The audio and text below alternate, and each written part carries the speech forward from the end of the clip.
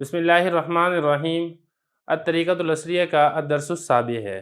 اس الدرس السابع کے اندر غائب کی ضمیر ہم نے پڑھنی ہے۔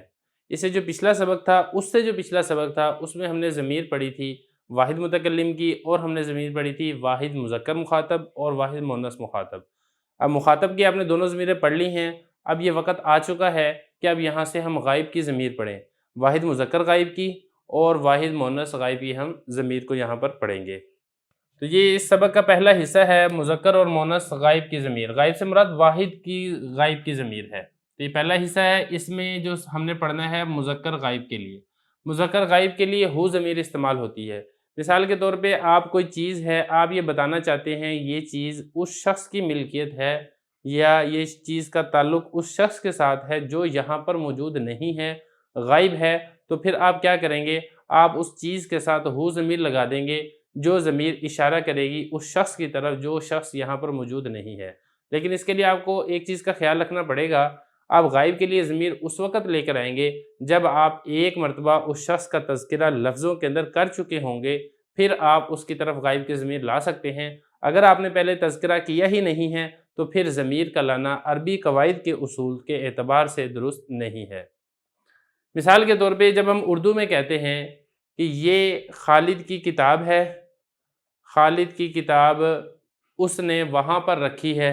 اب یہ دیکھیں جب ہم اس بولتے ہیں، اس آپ تبھی بول سکیں گے جب آپ پیچھے خالد کا ذکر کریں گے۔ اگر آپ نے پہلے خالد کا ذکر کیا ہی نہیں ہے، پھر آپ اس کہتے رہیں یا ہم کہیں کہ یہ اس کی کتاب ہے، یہ اس کا قلم ہے، تو اس سے سننے والے کو کوئی سمجھ نہیں آئے گی کہ اس سے مراد کون سا شخص ہے۔ تو اس لیے ضروری ہے کہ آپ پہلے تذکرہ کریں، پھر آپ اس کی طرف ضمیر لے کر آئیں۔ اسی طرح عربی میں بھی بالکل یہی اصول اپلائی ہوتا ہے۔ تو یہ بتا رہے ہیں کہ ہو ضمیر یہ مذکر غائب کی ضمیر ہے۔ جیسے اب ہم نے کہہ دیا ھذا خالد، یہ خالد ہے۔ اب خالد کا ہم نے ذکر کر دیا، اب ہم نے اس کی جو ملکیت بتانی ہے یا اس کا کسی چیزوں کے ساتھ تعلق بتانا ہے، اب آپ ضمیریں اس کی طرف لوٹا سکتے ہیں۔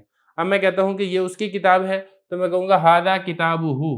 اب یہ جو ہو ضمیر ہے، یہ ہو ضمیر لوٹ رہی ہے اس خالد کی طرف جس خالد کا تذکرہ پہلے میں لفظوں کے اندر کر چکا ہوں۔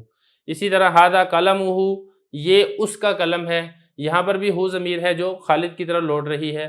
تو خلاصہ یہ کہ ضمیر آپ اسی وقت لا سکتے ہیں جب آپ پہلے اس کا لفظوں کے اندر اس شخص کا تذکرہ کر چکے ہوں۔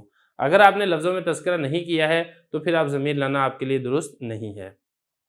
اسی طرح ھذا رأسہ، یہ اس کا سر ہے، ھذا وجہہ، یہ اس کا چہرہ ہے، ھذا انفہ، یہ اس کا ناک ہے، ھذا فمہ، یہ اس کا منہ ہے، ھذا لسانہ، یہ اس کی زبان ہے۔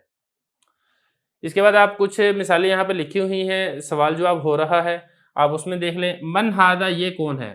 اب یہاں پہ دیکھیں جو سوال کیا جا رہا ہے وہ ذوی العقول کے متعلق سوال کیا جا رہا ہے، اس لیے میم نون زبر من آیا ہے۔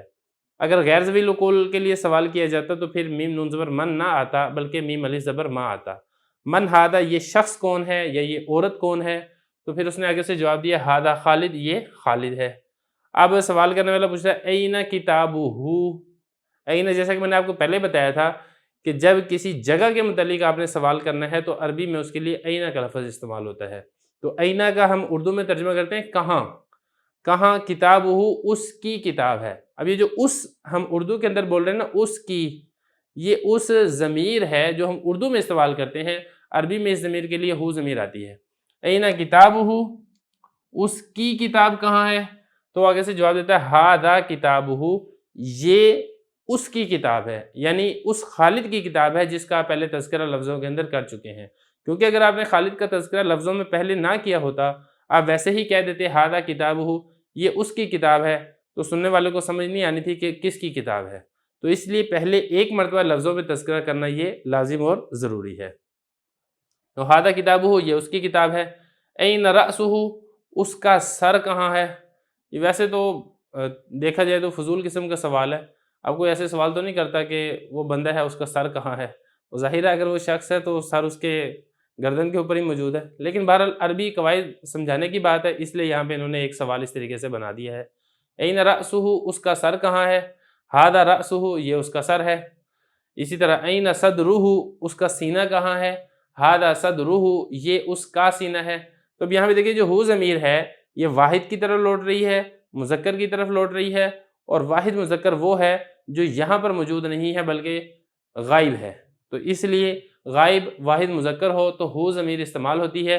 یہ اتنی ساری مثالیں جو ہیں یہ آپ کو یہی بات یہاں پر سمجھا رہی ہیں۔